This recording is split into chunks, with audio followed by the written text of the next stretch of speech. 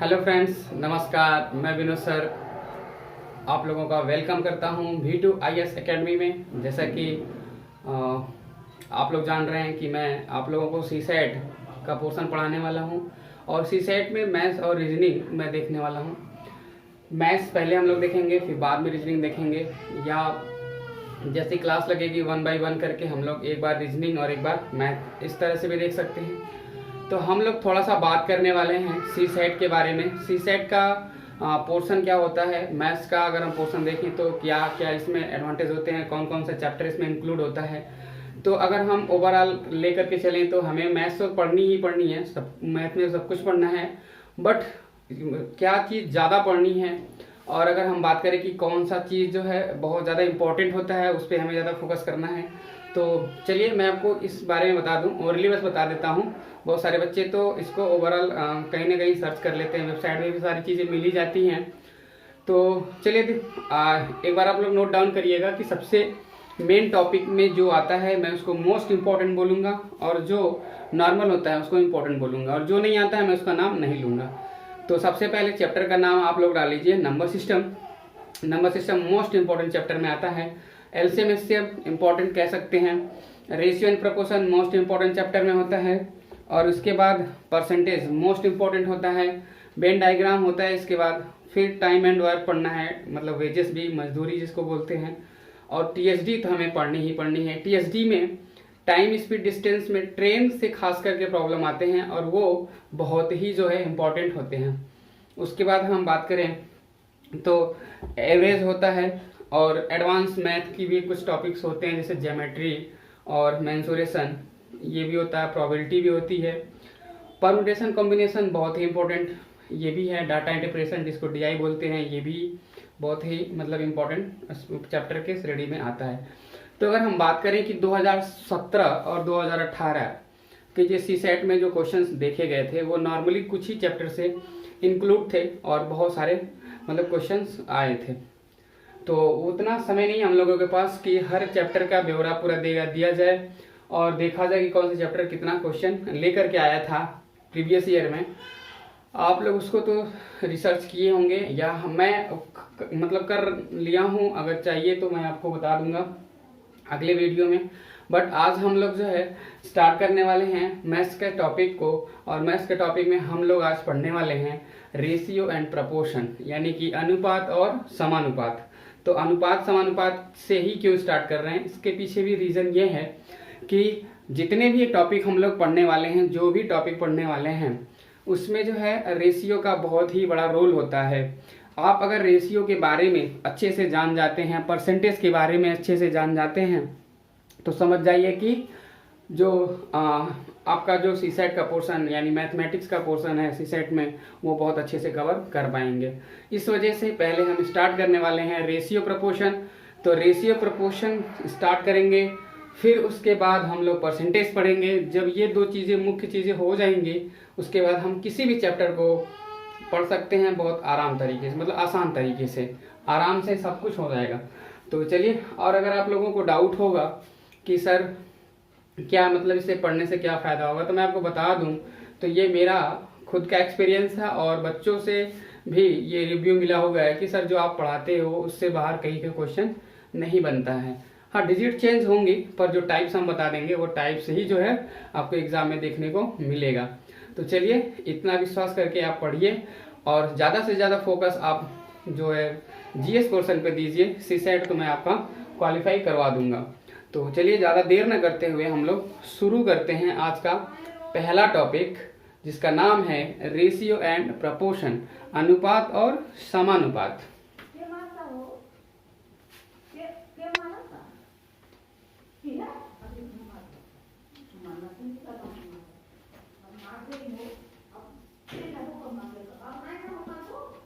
Ratio and proportion,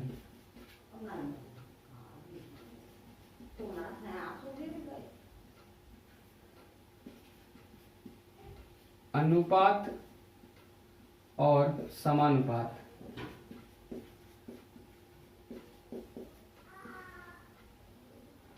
हम लोग ये टॉपिक शुरू करने वाले हैं, और ये फुल टॉपिक हम लोग कवर करने वाले हैं आज के ही वीडियो में। तो आप लोगों को क्वेश्चन स्क्रीन पे दिखाई देगा, मैं डिस्कस भी करूंगा, उसका आंसर भी बताऊंगा, कैसे उसको कम समय में हम कर सकते हैं वो भी हम लोग डिस्कस करेंगे। फिर उसके बाद जो है क्वेश्चन को कैसे सॉल्व करते हैं वो भी मैं आपको सिखाने वाला हूँ। तो चलिए थोड़ा सा बात करने वाले हैं अनुपात के बारे में कि अनुपात कहते किसे हैं।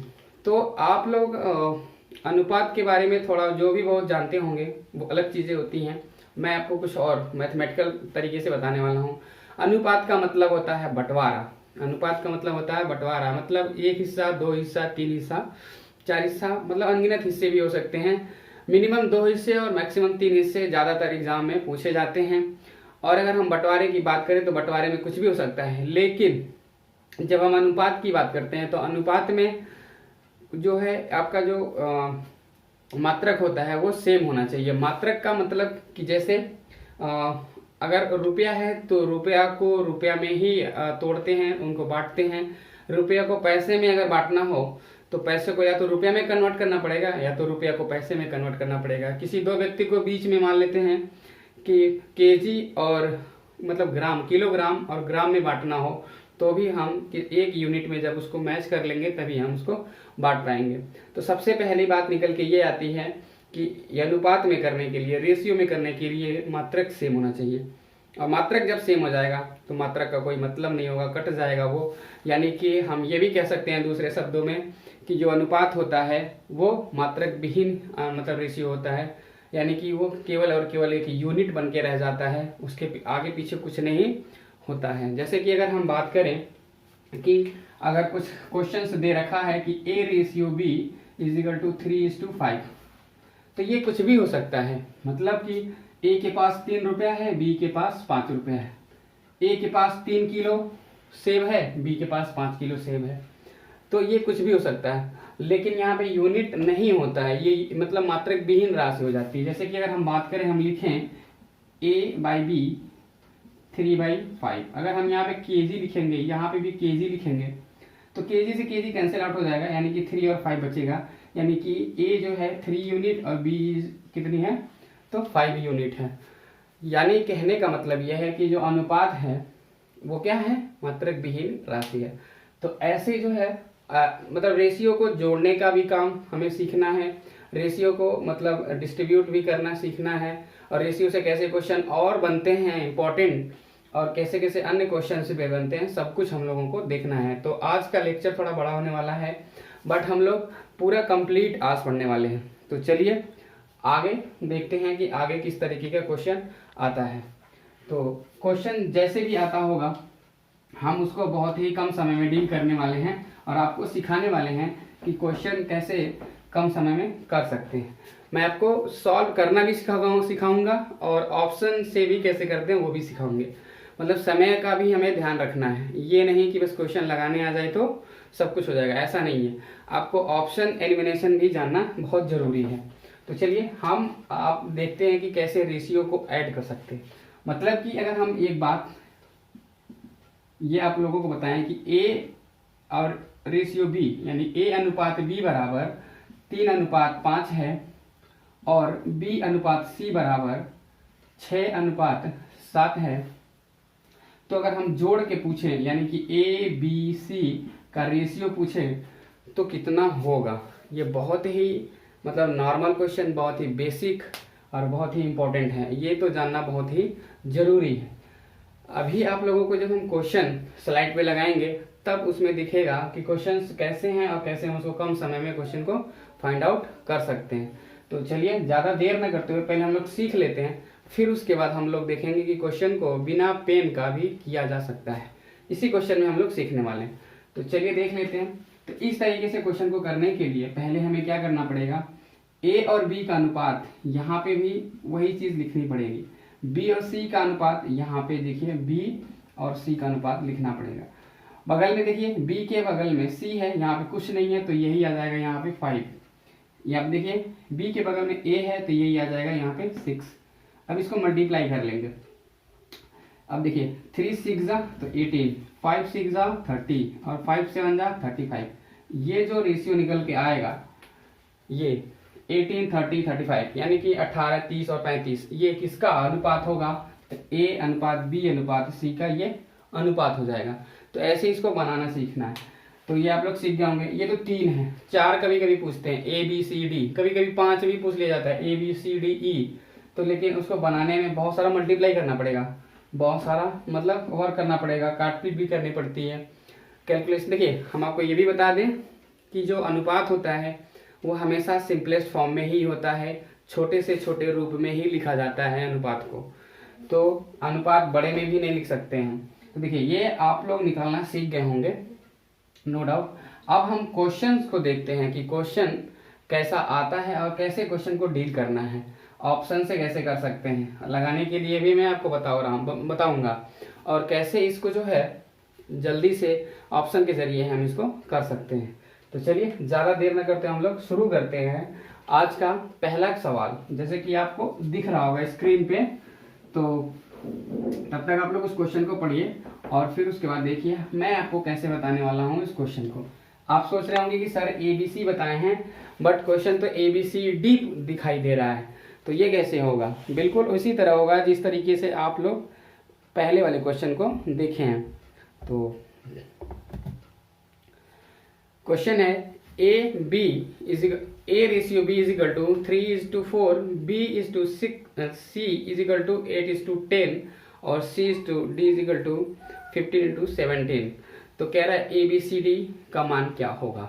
मतलब आपको क्वेश्चन दोनों दिखेगा, इंग्लिश में भी दिखेगा और हिंदी में भी दिखेगा।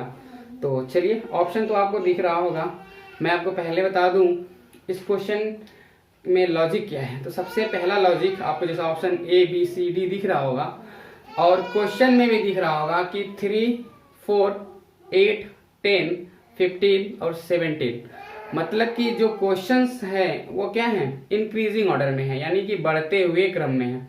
तो जब बढ़ते हुए क्रम में है यानी कि हमारा आंसर भी क्या होगा, बढ़ते हुए क्रम में ही होगा। तो बढ़ते हुए क्रम कैसा, कौन सा ऑप्शन आपका है, तो दिख रहा होगा कि 9:12:15:17, यही हमारा क्या हो जाएगा, आंसर हो जाएगा। बट हम इसे एक बार सॉल्व भी करेंगे और अन्य तरीके से भी देखने वाले हैं कि ये सवाल कैसे हो सकता था।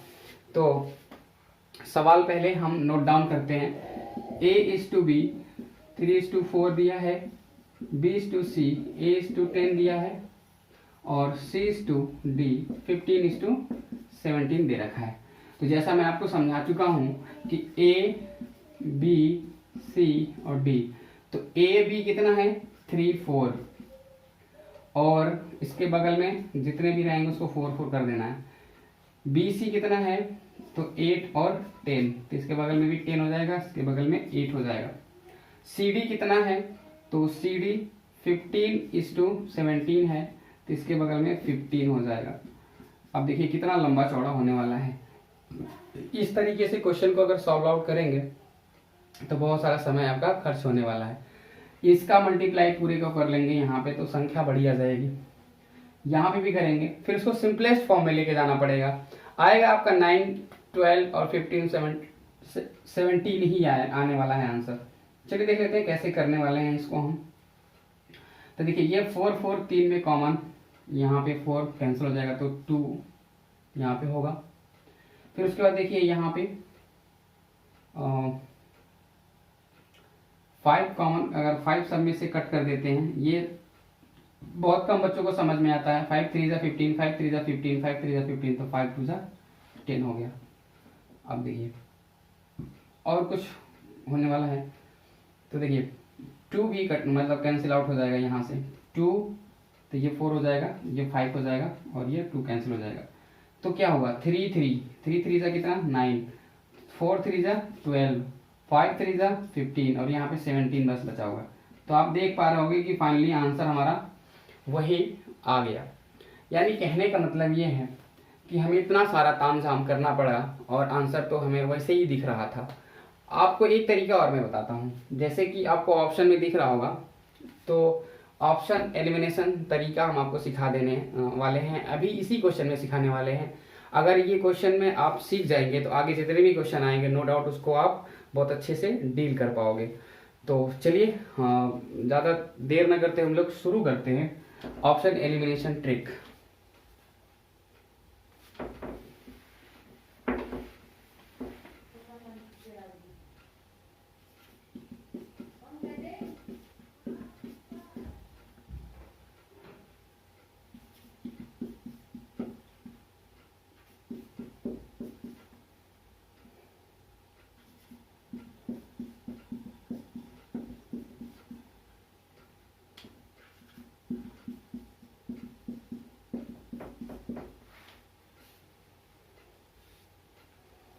तो जैसा कि आपको ऑप्शन दिख रहा होगा, तो ऑप्शन को हम लोग एलिमिनेट करते हैं।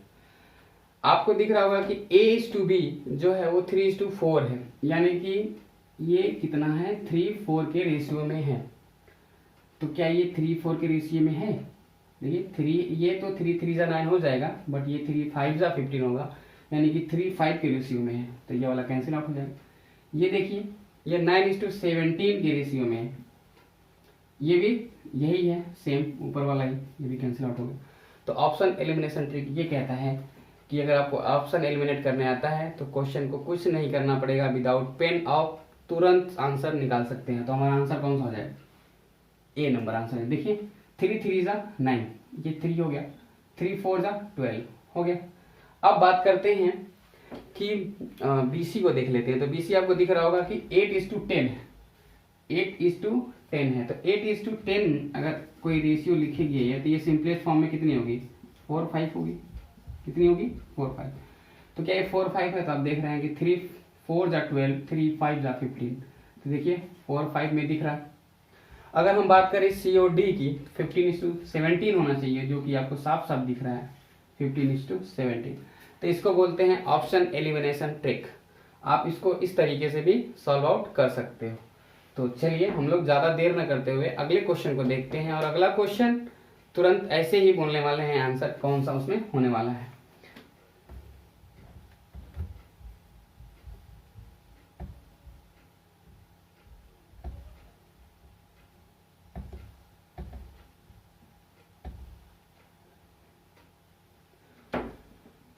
जैसा कि आपको दिख रहा होगा क्वेश्चन, अब इसमें कितने एलिमेंट हो गए? तो इसमें 5 एलिमेंट हो गए।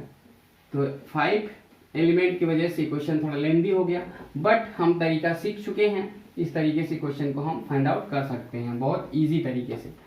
तो चलिए देख ले रहे हैं आप लोग क्वेश्चन, मैं आपको ऐसे ओवरली बता रहा हूँ कैसे इसको सॉल्व आउट करते हैं।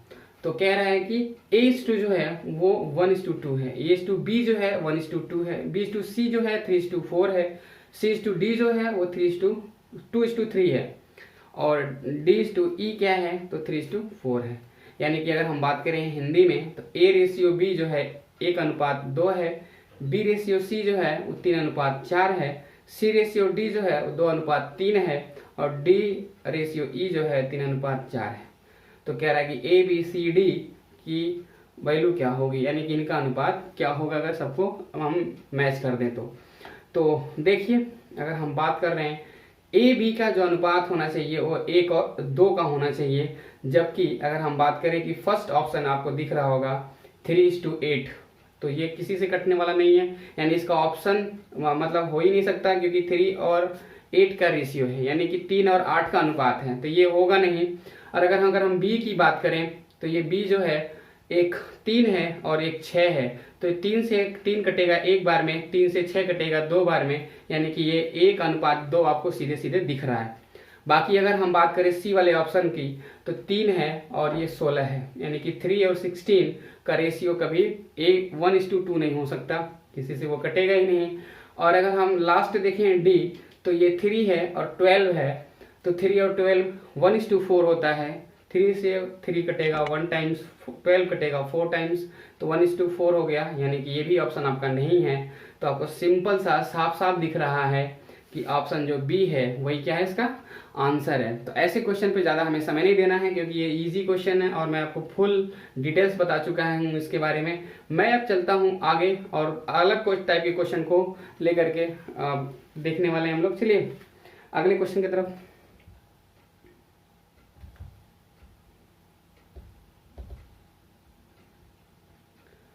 सेम ये क्वेश्चन आपको दिख रहा होगा, तो ये क्वेश्चन भी आप लोग इसको अपने से डील करिए, अपने से लगा लीजिए इसको, बहुत ही इजी तरीका है ये भी क्वेश्चन लगाने का। तो इजी तरीका मैं आपको बता ही चुका हूँ, तो इजी क्वेश्चन है, आप इसको सॉल्व आउट कर सकते हो। चलिए अगले क्वेश्चन की तरफ चलते हैं।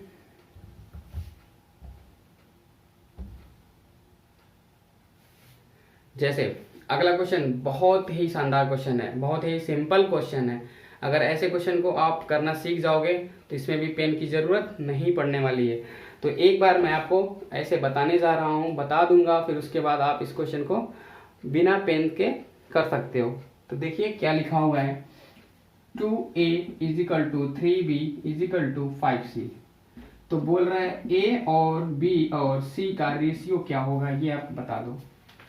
यानी कि 2a इक्वल है 3b के और 3b इक्वल है 5c के, तो a b c का रेशियो क्या होगा ये आपको बताना है।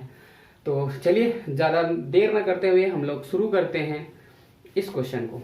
तो देखिए, अगर हम a की बात करें तो हमें a को क्या करना होगा, a को हमें ऐसे देखिए बंद कर देना होगा। तो क्या दिखेगा आपको, b और c।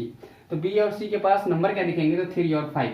3 5 का अगर मल्टीप्लाई करें तो कितना हो जाएगा, तो 15 हो जाएगा। कितना, 15। और b को अगर हम ऐसे बंद कर दें तो हमें क्या दिखेगा, 2 और 5 दिखेगा। तो 2 5 जा कितना हो जाएगा, यानी 2 25 कितना हो जाएगा, तो 10। और अगर हम c को ऐसे बंद कर दें तो हमें क्या दिखेगा, 2 और 3 दिखेगा। तो 2 3 जा कितना हो जाएगा, 6 हो जाएगा। ये हमारा क्या हो जाएगा, अनुपात हो जाएगा किसका, ए बी सी का। जैसे कि आपको ऑप्शन में दिख रहा होगा 15 10 और 6, 15 10 और 6, यानी कि ऑप्शन नंबर डी इसका क्या है, राइट आंसर है। तो ऐसे क्वेश्चन को हम ऐसे ओरली कर सकते हैं, विदाउट पेन कर सकते हैं। तो अगले क्वेश्चन की तरफ देख लेते हैं।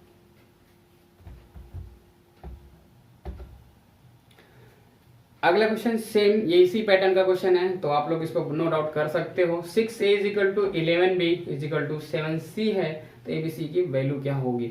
तो यानी कि अगर हम बात करें a की वैल्यू, तो a को हम क्या कर लेंगे, कवर कर लेंगे। बचेगा क्या, 11 और 7, 11 7 जा 77, यानी कि 11 7 77। 77 किस ऑप्शन में पहले दिख रहा है, ऑप्शन नंबर बी में दिख रहा है, और ऑप्शन नंबर बी इसका क्या हो जाएगा, राइट आंसर हो जाएगा। तो इस तरीके से हम इतने कम समय में क्वेश्चन को कर सकते हैं। चलते हैं अगले क्वेश्चन की तरफ।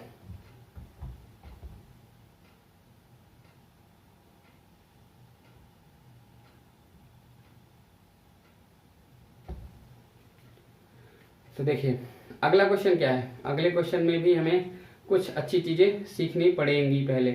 तो इस तरीके से क्वेश्चन को भी हम नो डाउट बहुत अच्छे तरीके से कर सकते हैं, बट इस क्वेश्चन को हम एक बार पहले समझेंगे अच्छे से, फिर उसके बाद फिर डील करने वाले हैं। तो चलिए देख लेते हैं क्वेश्चन को।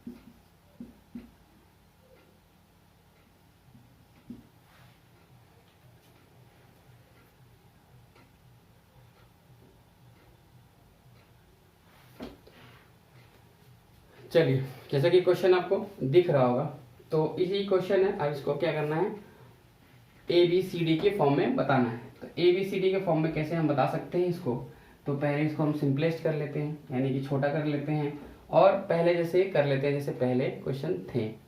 तो कुछ नहीं, बस इसको छोटा करने का तरीका मैं आपको बता दे रहा हूँ, बाकी जैसे करना है वैसे ही हम लोग करने वाले हैं। देखिए 3 1 जा 3, 3 3 जा 9, 7 1 जा 7, 7 2 जा 14, तो 5 1 जा 5, 5 2 जा 10। क्रॉस मल्टीप्लाई कर लेते हैं सब में, 3 से मल्टीप्लाई करेंगे 1 में तो 3 हो जाएगा, यानी कि ए बी का जो रेशियो होगा वो 2:3 हो जाएगा। ये देखिए क्रॉस मल्टीप्लाई, और देखिए 2 में मल्टीप्लाई तो 4 हो जाएगा, 5 पहले से है, 2 का 3 में हो जाएगा 6 हो जाएगा, यानी 7:6 हो जाएगा। यानी कि जो अलग से मेरा रेशियो मिला A:B वो 2:3 हो गया, B:C कितना हो गया 4:5 हो गया, और D:C कितना हो गया 7 और 6 हो गया। तो अब इस तरीके से क्वेश्चन को आप बहुत आराम से कर सकते हो, जैसे कि मैं आपको पहले बता चुका हूं कि कैसे करना है। ऑप्शन एलिमिनेशन ट्रिक से भी हम लोग कर सकते हैं, जैसे कि आपको ऑप्शन दिख ही रहा होगा। तो कह रहा है कि 2:3 होना चाहिए क्या, ए और बी। तो ए और बी 2:3 किस किस ऑप्शन में दिख रहा है, बहुत सारे ऑप्शन में दिख रहा है, ए में भी दिख रहा है, बी में भी दिख रहा है, और सी में भी दिख रहा है। तो अगर हम डी की बात करें तो डी निगलेक्ट हो जाएगा यहाँ से, तो डी कैंसिल आउट हो गया पहले। फिर हम आ जाते हैं लास्ट में डी और सी की बात करें, तो डी और सी यहाँ पे थोड़ा सा ध्यान देना है, डी और सी 7 और 6 के रेशियो में है। डी 7 है और सी जो है 6 है।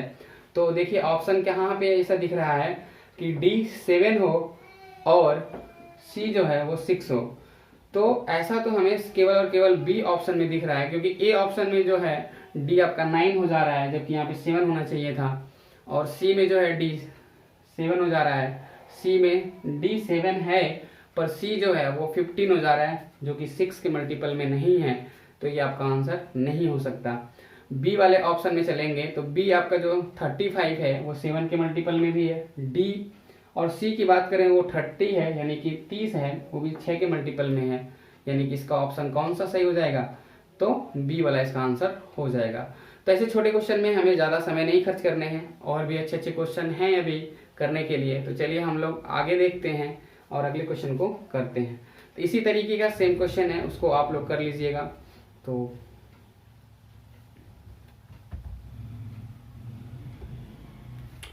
जैसा ये क्वेश्चन आपको दिख रहा होगा स्क्रीन पे, सेम पैटर्न का क्वेश्चन है और आप इसे अपने से सॉल्व आउट करेंगे। हम लोग अगले तरीके को सीखने वाले हैं, क्योंकि हमें इसी एक ही लेक्चर में ये पूरा का पूरा कॉन्सेप्ट क्लियर करना है। तो एक एक चीज़ को हम लोग समझते हुए चलेंगे और ज़्यादा उस पर समय भी नहीं देना है। एक चीज़ें हम समझ लेंगे तो दूसरी चीज़ें सेम अगर होंगी तो हम अपने से कर सकते हैं। चलिए अगले क्वेश्चन की तरफ चलते हैं।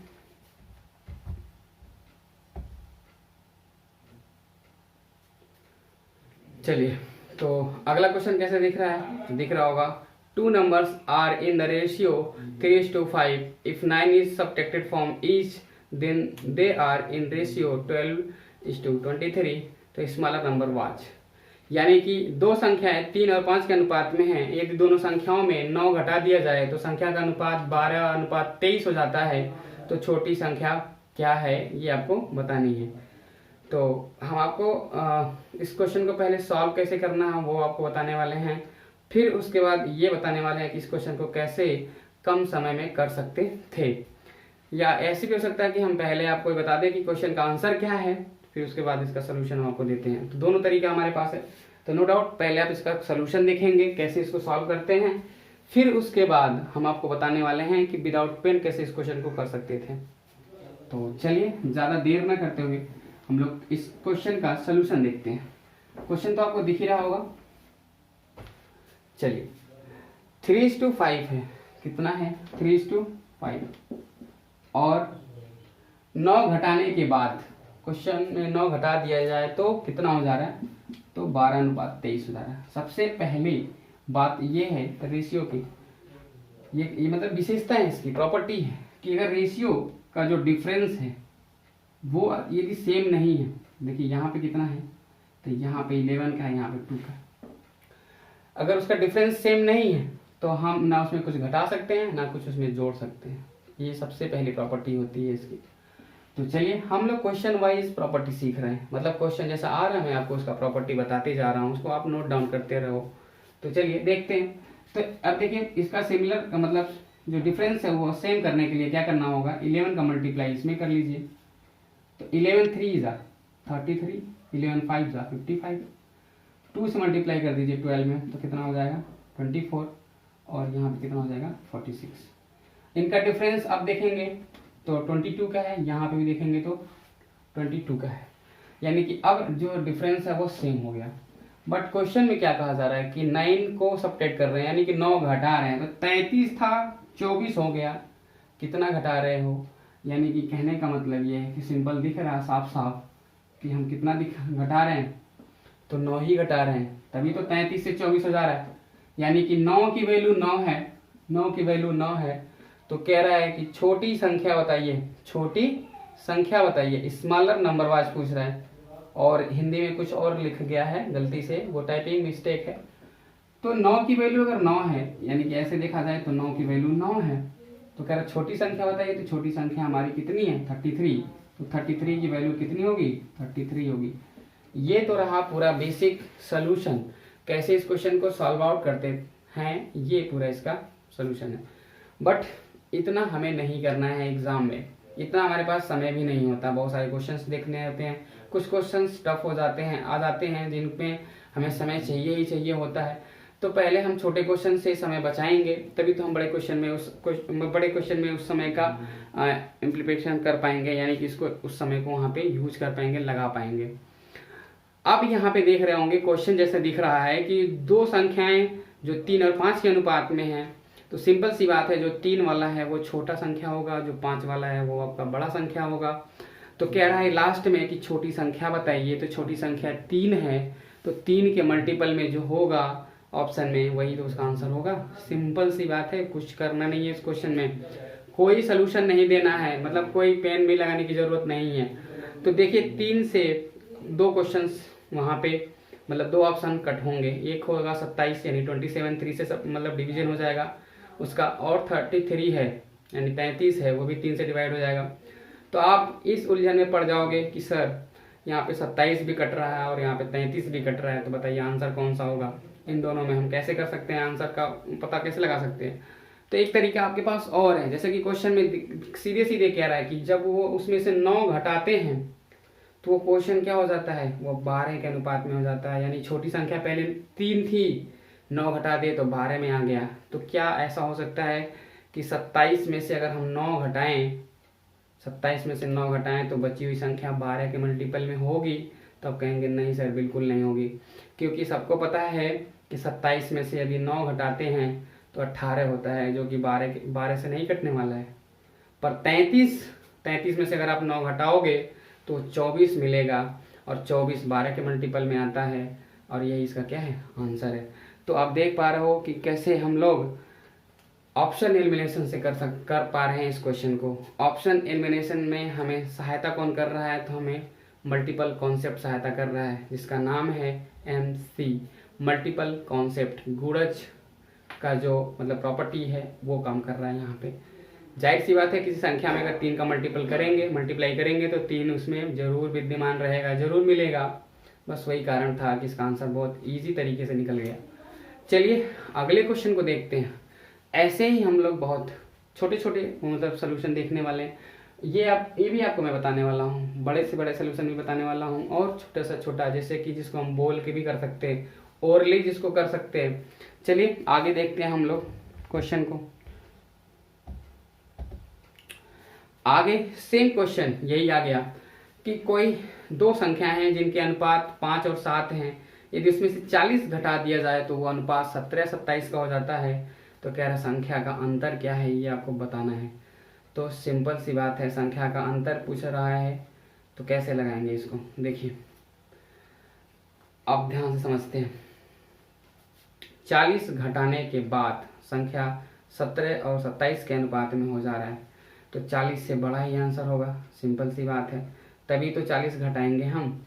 अब देखिए अगर हम बात करें 5 और 7, तो 5 और 7 में डिफरेंस कितने का है, तो 2 का है। 27 और 17 में डिफरेंस कितने का है, तो 10 का है। यहाँ पे 10 वहाँ पे 2, ऐसे कैसे हो सकता है, वहाँ पे भी तो 10 होना चाहिए था, यानी 5 के मल्टीप्लाई कर लेंगे आप, तो 5 पच्चे 25 और 5 सत्ते 35 हो जाएगा। 25 से 35 अंतर 10 का, 17 27 अंतर 10 का। अब हमारा जो क्वेश्चन होगा वो बहुत ईजी तरीके से लग जाएगा। कह रहा है कि प्रत्येक संख्या से 40 घटा रहे हैं, तो हम घटा कितना रहे हैं, वहाँ पे रियल में तो 10 ही घटा रहे हैं ना। 35 देखिए, 5 पच्चे 25 और 5 सत्ते 35, 25 से 35 तो संख्या कितनी घट रही है, तो संख्या 10 घट रही है, और 10 की जो वैल्यू है वो 40 है, यानी 1 की वैल्यू कितनी है, तो 4 है। तो कह रहा संख्याओं का अंतर क्या है, तो संख्या का अंतर तो 10 आ रहा था, तो संख्या का अंतर कितना आ रहा था, 10, अंतर 10 आ रहा है, और 1 का मान 4 आ गया, तो 1 का मान 25 से 17 हो रहा है ना, यहाँ पे हम लोग तो देख ही नहीं रहे। 25 से 17 तो 8 घट रहा है, 25 से 17 8 घट रहा है, तो 8 की वैल्यू 40, तो यानी 1 की वैल्यू 5 हो गई। 1 की वैल्यू 5 हो गई, तो 10 की वैल्यू बतानी है, क्योंकि अंतर तो 10 का है, तो अंतर 10 का है, तो 10 पच्चे 50, यानी कि आंसर कितना हो जाएगा, 50 हो जाएगा, और इसका आंसर आप कर सकते हो डी। तो चलिए देख लेते हैं इसका कैसे सलूशन होने वाला है।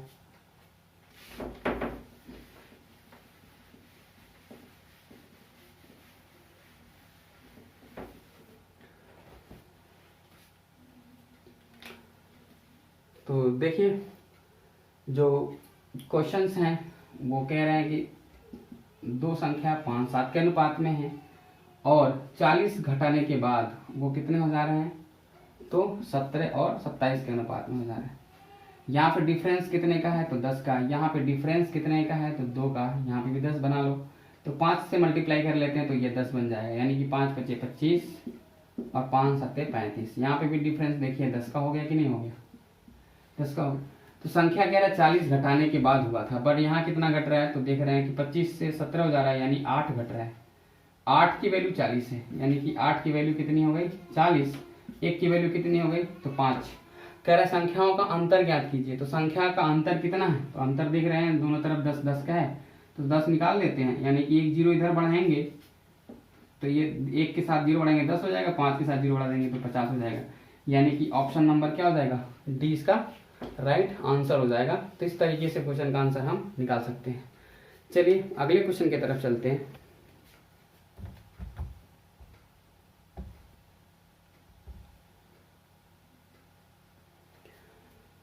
कह रहा है कि यदि दो संख्याओं का अनुपात 2:3 है और प्रत्येक संख्या में 8 जोड़ दिया जाता है तो अनुपात जो इसका है 3:4 हो जाता है, तो संख्या का योग कितना है वो आपको बताना है। देखिए इस क्वेश्चन को भी हम कैसे तुरंत फाइंड कर सकते हैं और ओरली भी कर सकते हैं इस क्वेश्चन को। तो ओरली ना करके हम पहले आपको बताने वाले हैं इसका सोल्यूशन, फिर बाद में हम लोग इसको ओरली करेंगे। तो पहले जो है 2:3 अनुपात था, बाद में 3:4 हो गया, कितना जोड़ दिया गया, तो आप कहोगे सर 1 जोड़ दिया गया, बट क्वेश्चन में कह रहा है कि 8 जोड़ रहे हैं। कितने जोड़ रहे हैं, तो 8 जोड़ रहे हैं। तो कह रहा है तो संख्याओं का योग ज्ञात कीजिए, संख्या है कितनी, एक 2 है और एक 3 है, संख्या कितनी हो गई, 5 हो गई। 1 की वैल्यू अगर 8 है तो 5 की वैल्यू 5 × 8 = 40 हो जाएगी, यानी कि 5 × 8 = 40 हो जाएगा, और यही क्या है इसका आंसर, ऑप्शन नंबर सी। चलिए अगला क्वेश्चन देख रहे हैं। तो अगला क्वेश्चन बहुत ही मतलब डिफरेंट टाइप का क्वेश्चन आ गया, बहुत ही अलग क्वेश्चन है।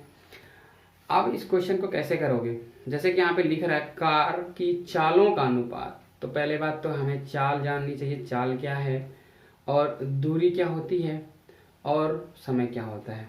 तो जैसे हम लोग टीएसडी में पढ़ते हैं तो बहुत अच्छे तरीके से इसको पढ़ते हैं कि चाल, समय और दूरी क्या होता है।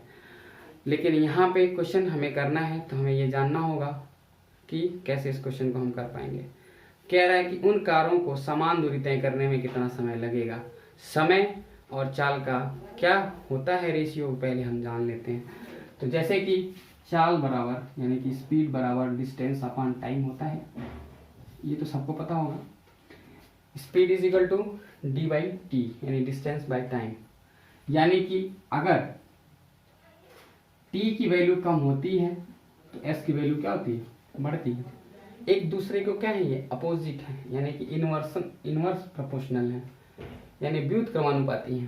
तो सिंपल सी बात है कि चालों का जो अनुपात है वो क्या हो जाएगा, वो व्युत क्रमानुपाती हो जाएगा, यानी कि उल्टा हो जाएगा।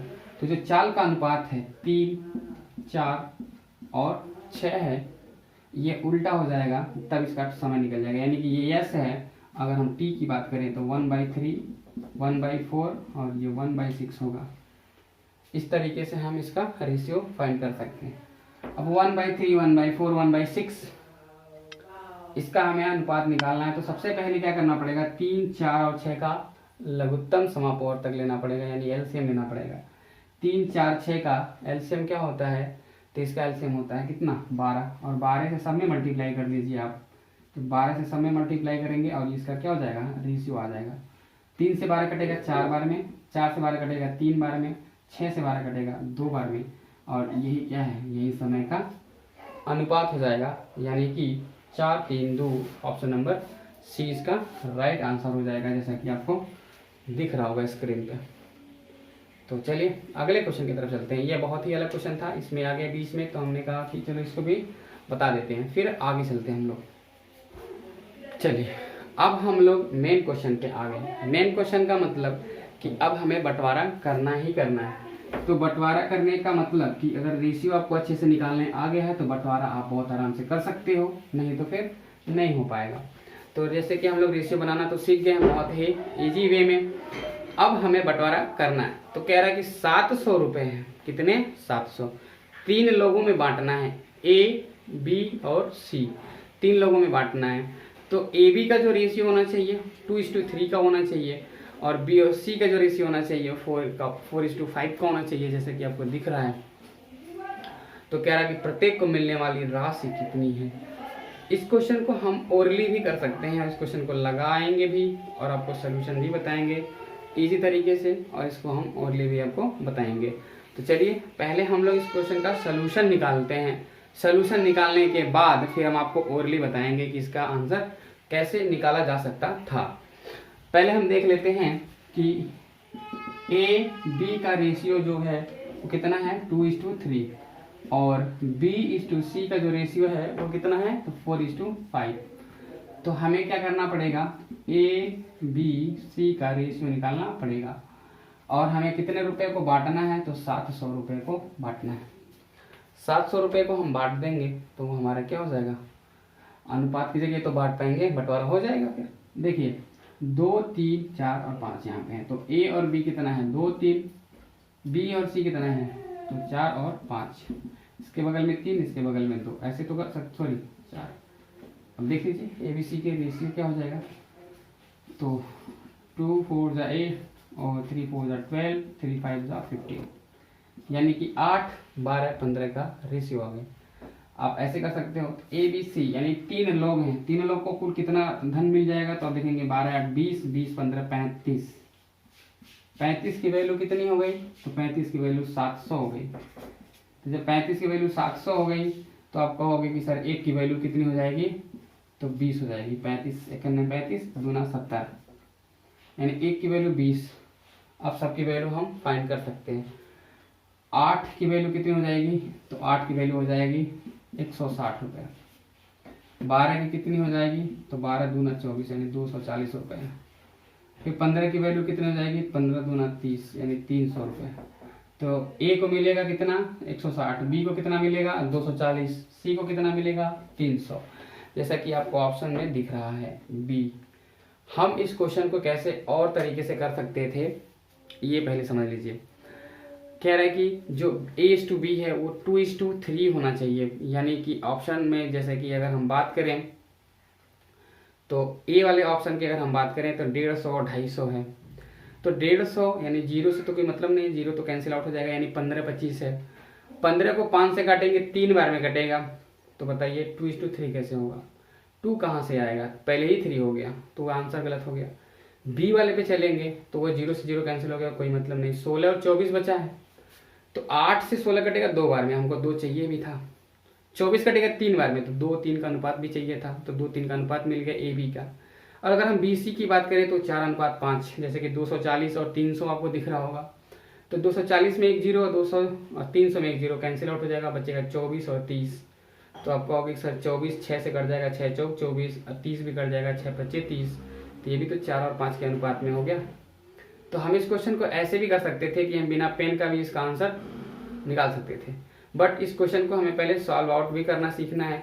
उसके बाद हम ये ज़रूर सीख लेंगे कि कैसे इसको हम कम समय में कर सकते थे। तो ये आपके पास क्वेश्चन भी है और इसका सलूशन भी है, और उसके बाद ऑप्शन एलिमिनेशन भी है, और MC भी है, यानी कि मल्टीपल कॉन्सेप्ट भी है, गुणज कॉन्सेप्ट भी है। तो चलिए हम लोग अगले क्वेश्चन की तरफ चलते हैं।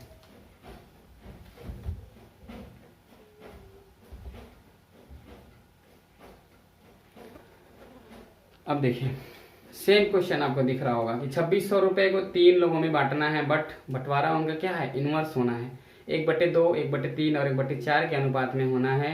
तो बताइए प्रत्येक का हिस्सा क्या होगा। तो इस तरीके से क्वेश्चन को कर सकते हैं। तो 1/2, 1/3, 1/4 का जो अनुपात निकल के आता है, अभी पिछले ही हम लोग क्वेश्चन में देखे हैं कि 1/2, 1/3, 1/4 का अनुपात कितना होता है। तो इनका 12 एलसीएम हो जाएगा, 12 से मल्टीप्लाई कर देंगे तो 6, 4 और 3 का जो है इनका अनुपात होगा। 6, 4, 3 के अनुपात में इनको हम बांट लेंगे, तो 6, 4, 10, 3, 13 हो जाएगा। 13 की वैल्यू 2600 हो जाएगी, यानी 1 की वैल्यू 200 हो जाएगी। 1 की वैल्यू 200 तो 2 की वैल्यू 6 की वैल्यू 1200, और 4 की वैल्यू 800, और 3 की वैल्यू तो 600, यानी कि बी वाला ऑप्शन आपका सही हो जाएगा। 1200, 800 और 600। चलिए इसको देख लेते हैं कैसे इसको सॉल्व आउट करेंगे।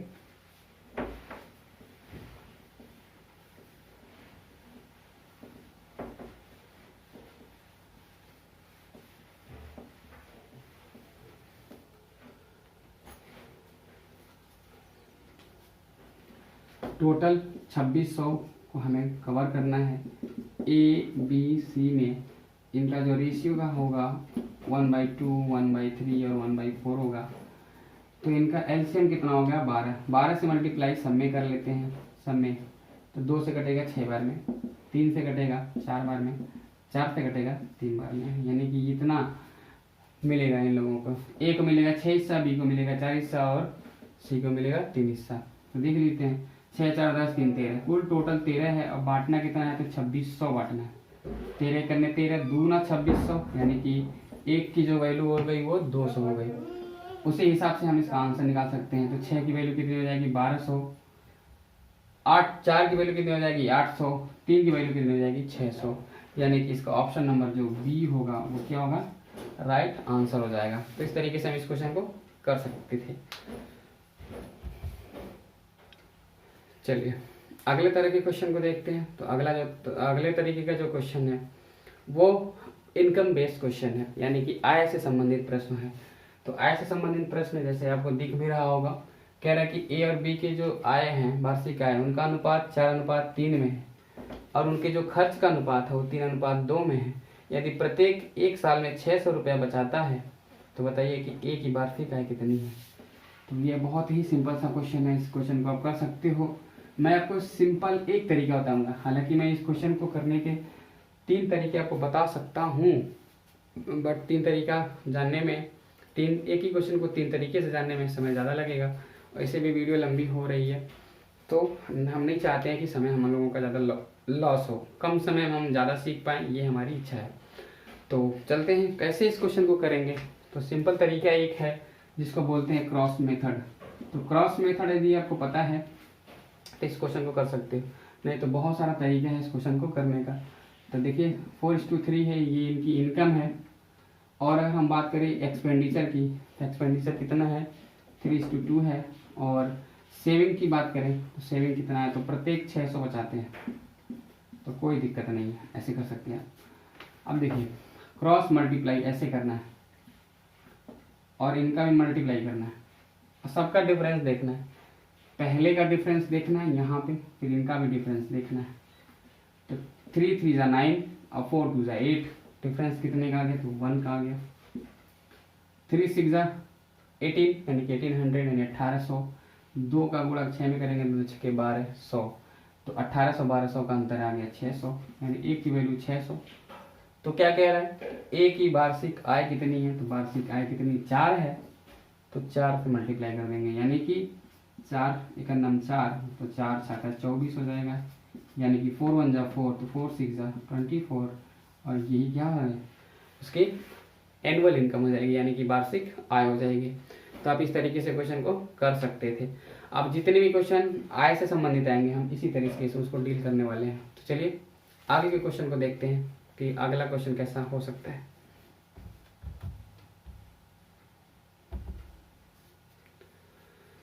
तो देखिए अगला क्वेश्चन आपको दिख रहा होगा कि 2 व्यक्तियों का आय का अनुपात कितना है 5:3, और उनके खर्च का जो अनुपात है वो 9:5, और इनका जो बचत है वो क्रमशः कुछ इस प्रकार का है 1300 और 900। तो कह रहा है कि वो कितना आय कमाते हैं, कितना आय मतलब बनाते हैं वो ज्ञात करना है, यानी कि इनकम फाइंड करना है। तो चलिए ज़्यादा देर न करते हुए हम लोग शुरू करते हैं। इस क्वेश्चन का सलूशन एकदम सेम कॉन्सेप्ट पे आधारित है, बस इसी को बताने वाले हैं। उसके बाद हम लोग अगले टॉपिक को कवर करेंगे जिसका नाम है कॉइन से रिलेटेड प्रॉब्लम, यानी कि रिलेटेड टू कॉइन क्वेश्चन कैसे बनते हैं वो भी हम लोग देखने वाले हैं। तो देख लेते हैं सिंपल तरीके से। पहले 5:3, 9:5 और 1300 को 900 बचाते हैं ना, 1300 और 900।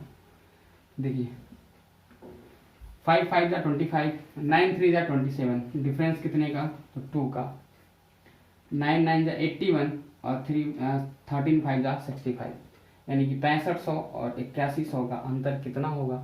तो सिंपल सी बात है 8100 में से 6500 ना घटाइए, आप 80 में से 65 घटाइए तो आप कहेंगे कि सर 15 होगा, फिर एक ज़्यादा है यानी कि 16 होगा, कि 2 की वैल्यू 1600 हो गई, 1 की वैल्यू हो गई 800। तो अगर 1 की वैल्यू 800 हो गई तो क्या कह रहा है कि उनकी आय कितनी है दोनों लोगों की, तो दोनों लोगों की एक की आय 5, एक की आय 3, तो 5 और 3 निकाल सकते हैं। 5 की एक की वैल्यू 8, तो 5 की वैल्यू 5 बट्टे 40 यानी 4000, 3 की वैल्यू 8 3 24 यानी 2400। तो इस तरीके से हम क्या कर सकते थे, दोनों लोगों का आय निकाल सकते थे और यही बेस्ट तरीका होता है।